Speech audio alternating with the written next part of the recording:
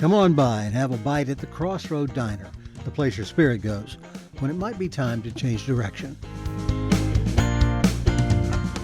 Hey everybody, welcome back to the CrossRoadDiner. Listen, if you are at a struggling point, you feel like you're in the diner, you're looking at a time when you might need to shift gears, change direction. John and I offer through Crossroad Coaching a free call. Just drop a line to us at CrossRoadDiner at storymastermedia.com. That'll be in the notes down here. I know it's a long thing. I'm going to welcome to the show right now, Lizzie Merritt. How you doing today, Liz? I am great. I'm so grateful and excited to be here. Thank you, Steve. It's wonderful. Now, your mission caught my attention, and I don't think there's an easier way for folks to get on board with what you're about than for you to tell them exactly what you're about. Sure. I'm a weight loss coach, but I help people who know all the things they're supposed to do to lose weight, figure out why they're not doing them, and actually get past those obstacles. I think that is so powerful because I connect that to the Crossroad Diner. You get to a place in weight loss, and I've been up and down all over the place, and you go, okay, this is easy for me to do, but it's not working for me. I've got to change direction. And now, interestingly, you work with folks who know what they're supposed to be doing, but they've got to change and move into the action. Where did that awareness for you come from? It's interesting when you said I work with people who know what they're supposed to do. And I think that most of us fall into that category because diets are so prevalent. And most of us anyway, have looked into some sort of thing of like, all right, basically, I know I should eat more vegetables, a little less sugar, and move a little bit more. There's many variations of that theme. But if it were so easy, why is it so hard? And why is it the biggest business in the world? And I found myself basically, I was teaching fitness for a friend and felt a massive piece of imposter syndrome because I did not feel confident or comfortable in my own skin. And I remember sitting at my kitchen table with my 9th diet book in a row and like, this is the one, it's going to tell me the thing. And it wasn't. And I just looked up and was like, this is ridiculous. If diet and exercise are not getting me where I want to be, there's got to be more to it than that. And I began to realize, and I went on a quest, basically figuring out that what's between your ears is so much more important than what's on your plate. Wow. Now, a lot of times my guests on the diner talk about a confrontation, a time when they ended up in the diner. And for folks who might be on your list that are listening to this, the Crossroad Diner is that place where your spirit goes when it's time to change direction. It's the hard look in the mirror. But in the diner, you've got this opportunity to really be straightforward with yourself, to really say what's working, what's not working. In your case, what's the story that you would like to share with us about that for you? Yeah, thank you. Actually, I did my own sort of inner journey around weight loss and body appreciation long before I came to my crossroads. I always felt weight loss coaching and so forth was a pretend job. And my husband, like yourself, was in the military and he was coming up towards his 20 years towards his retirement. So I was very motivated to get a quote unquote real job so that we could have a bridge for whatever he figured out he would do next. And Right. so I was doing internet marketing and that was a job that was fine, but I began to grow out of it. And then I had a rebound job which put me into a position that was a really terrible fit for my strengths and skills. And during this sort of in transition timeframe, it's also January, February of 2020. And my husband had been the breadwinner for so many years, being in the military, and he had just gotten out and he wanted to go to graduate school to begin his second career. So I said, I'll be the breadwinner, you go back to school. And so he's not working. And late February 2020, I got fired. And so now we have no income. And then a few weeks later, COVID comes along and it just hit me smack in the face of this is not working. I am miserable. I feel very unfulfilled. Right. What is it, God, that I am meant to do here on this world? And so I really did a deep dive. I got coaching myself, really believe in the power of coaching, and dove deep into what are the gifts and skills that I was brought into this world with, and how can I use them in service so that I'm fulfilled and I'm actually helping other people as well. Those are And good questions to ask yourself. Just go back through those questions one more time, Sure. one by one. What are the gifts that I was brought into this world with? Basically, what did God make me in my unique way with? And how can I use those strengths and gifts in service to the world where I feel fulfilled and I'm also serving others at the same time? And the Okay. answer that came back was coaching. I love coaching. So through that, I got a job at a weight loss company. Right. And so that kind of rekindled my passion and fire for weight loss of just there's so much more to it than diet, than calories in, calories out. It's so much is in your head. And that that kind of took me on my journey towards specializing in weight loss coaching, writing a book, podcasts, and so forth, and just really feeling powerful about you can be happy while you lose weight instead of waiting until when you lose weight. Yes, thank you for that. I'm very interested in your awareness about that, and that you started off by just going to somebody that was making money doing that already and seeing if you could find a spot there. When did that journey prove to be a good idea or not a good idea? And just for clarification, you mean that journey of going from working for someone else to being my own coach or Yeah, control and my just picking a place to go get started, and then how did that evolve into your own decision to pick your own way? Sure. So during that kind of COVID transition timeframe when I had lost my quote unquote real job, and I was asking myself all these deep questions, and I realized that I wanted to coach. I put a filter on Indeed and LinkedIn for the word coach. And so I was just looking for any job that had the word coach in it. And of course, like volleyball coach, swim coach, those things came up. But eventually, virtual weight loss coach for a virtual weight loss company that was an app came up. And so I worked for them for 2 years. And that was a wonderful just opportunity for me to hone my voice and Right. to also interact with 80 to 100 people each day Wow. of in little micro conversations of just this is what I'm struggling Oh, with. And so, yeah, we're chat looking for bot kind advice. of things. Yeah. Exactly. Yeah. Cool. And then my time with that company came to a close for various reasons. And I wanted to go out and speak in my way versus this is what the rules of the company says I'm supposed to say. Sure. I would think that there probably is not a more crowded coaching field than weight loss, self-image, things of that nature. How did you distinguish yourself as a point of difference? How So do you find your customer? How do they find you?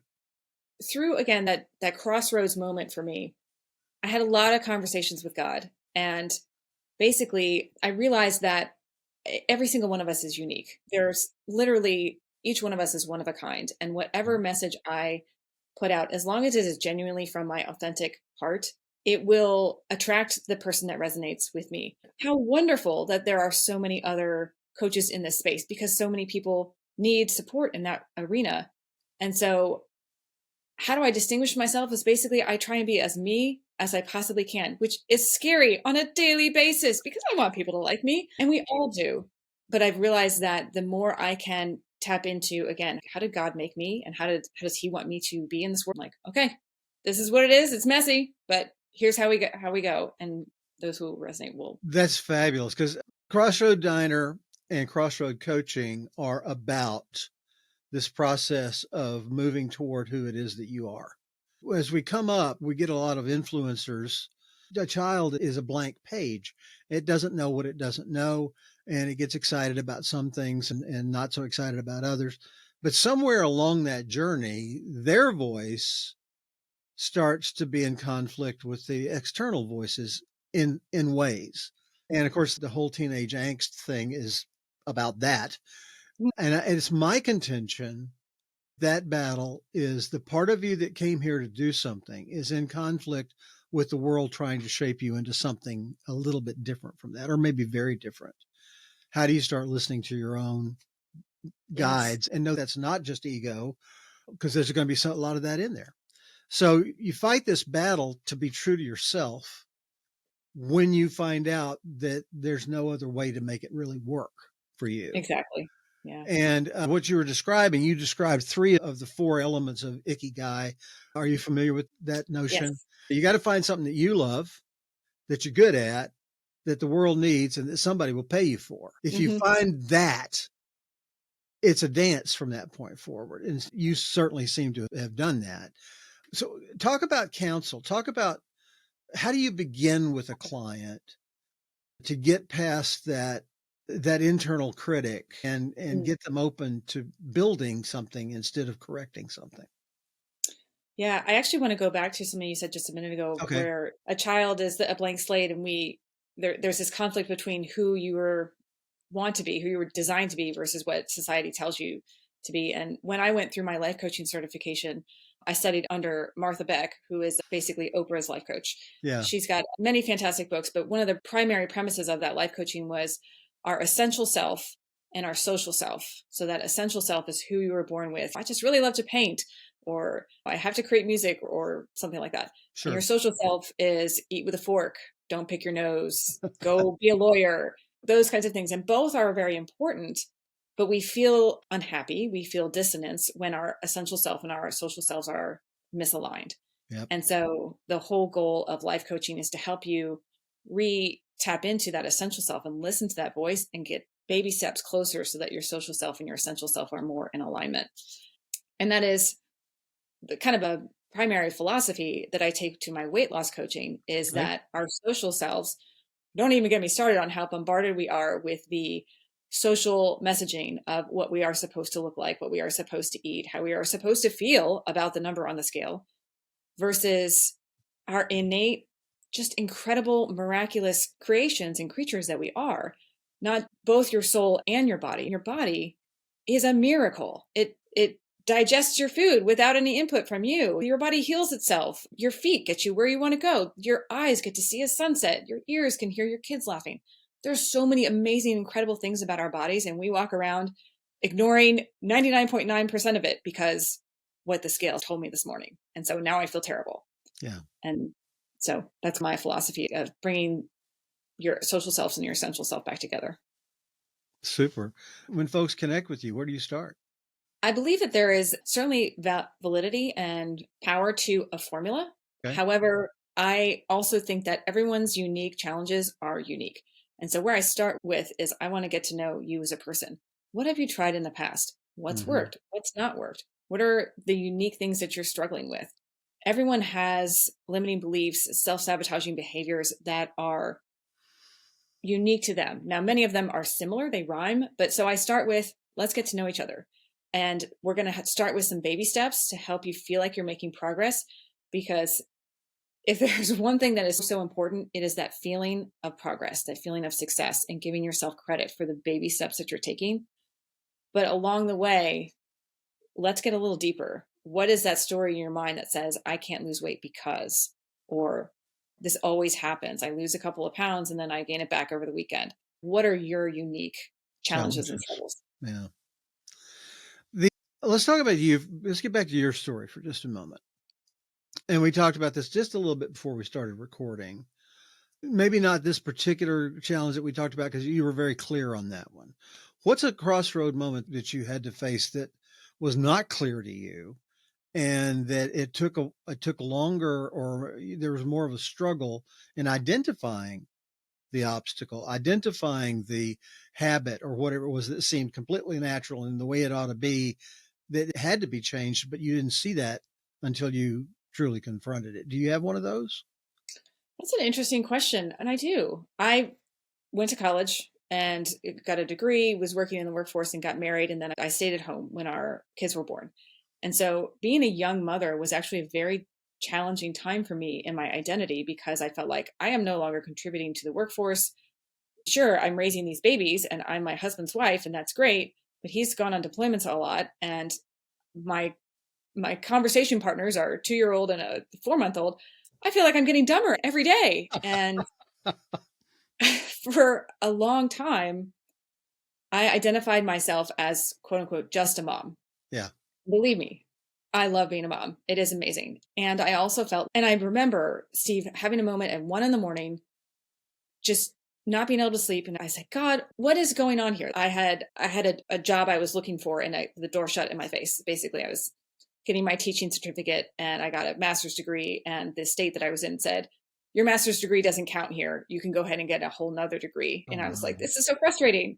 Yeah. And so I said, God, you've given me these gifts. I love being their mother. I love being his wife, but I feel like there's more I'm supposed to be doing here in this life. What is it? And no lightning bolts came down. No angel spoke to me. I just went back to sleep. But looking back, that 1 a.m. conversation put me on a very windy, circuitous path towards realizing that I am not just a mom. There is so much more within me that I am capable of. And Sure. little by little, I began to face challenging situations, mostly in my work life, that changed my identity around what I felt like I was capable of. It also gave me opportunities to meet people who appreciated some of my unique quirks and idiosyncrasies and appreciate me for me. And I didn't have to hide that so much anymore. And it helped me step into that question we talked about earlier of like, how do you differentiate yourselves? As much as it's embarrassing and funny and weird sometimes, I got to be as me as I can be Yeah. because that's worthy and that's enough. It's hard to One of the believe that. keys that I'm hearing, though, that we aren't pointing to is that this, for you, it's very simple and straightforward to talk to God in your faith journey. Within the context of your belief system, that is a natural thing. And as our society has drifted away from that kind of training, that kind of secure notion that a spirit, your higher self, the universe, whatever you want to name it, knows you, Mm, accepts you, and loves you exactly the way that you are, and wants you to be more of that, mm, along with the blessings that you're looking to live out while you're here, while that spirit is incarnate in you. For folks who don't have that, or they think it's woo woo or whatever, there's got to that's a hurdle that's harder to climb. Your humility and opening yourself up and saying, I'll take any path you want, but would you put a light on it so that I'll know that's you? That is just, and the humility. I think those two things, the stating what you want and stating the fact that you don't know necessarily how to get there. You know the who, you know the what, you certainly know the why, and when is now, where is mm, here, but the how, we get stuck on the how a lot of times. But it sounds to me like what happened was you didn't get the flash, you didn't get the road to Emmaus blinding you and things like that. What you got was a silence that you then stepped into and started observing. And you were open to those things coming to your notice. They were around you all the time. And congratulations on that. We do this on YouTube and we also do it just as an audio call. But I think people can hear it in your voice and I can certainly see it here. You're just as comfortable as you can be with yourself, which is an incredible starting point. And it makes me feel safer so that I can ask questions and I'm not worried about goofing up and not asking you the right thing. And that's what I want to do with Crossroad. I want this to be a visit between human beings because we, as you have observed, we're all here for a reason and we're all on the journey to figure out what that is while practicing it. It's very humbling to me when people are willing to join me in that yeah. space. I don't know anyone that I really care about that doesn't have some sort of struggle with their weight. I know you wrote a book. Talk to us a little bit about the book.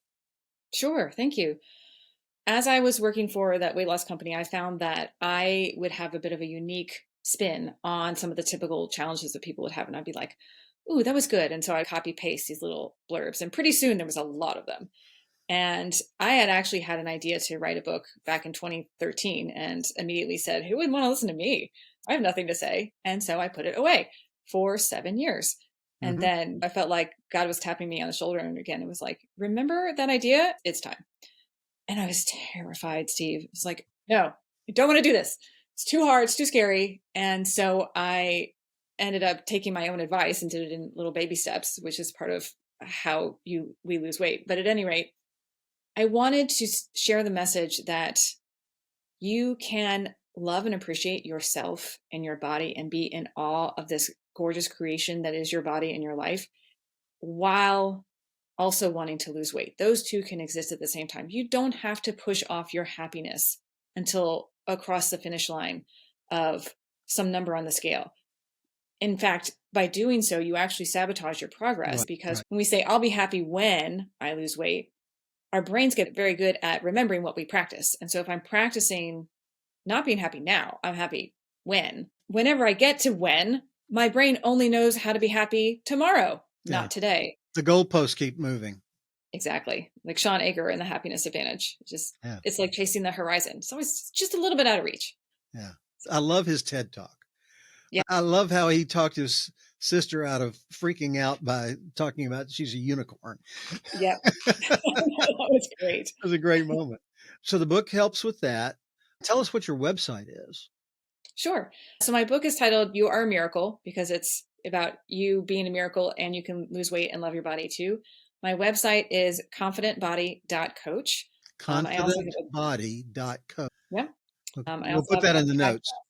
Great. The podcast is called The Confident Body Podcast, and it's got a blue background, yellow lettering. It stands out. Okay, that's great. Lizzie is in Jacksonville, Florida. Is that right? Yes. Uh-huh. And I would imagine you do a lot of your coaching virtually. Yeah, basically all of it. Yeah. And thank you for being in the diner. Thank you for sharing your two kind of diner crossroad moments with us. And please be sure to send me a complete contact list to put in the notes, because what I want for people to do is to learn that there are folks out there willing, able, and gifted to help you at whatever crossroad you might find yourself, because they've been there and they've made it their business to help people navigate change.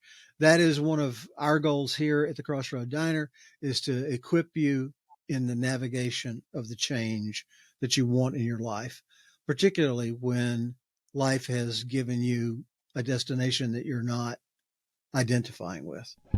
Lizzie Merritt, thank you for being with us on the Crossroad Diner. Thank you, Steve. It's been such a pleasure. We'll see you next Monday for Crossroad Coaching.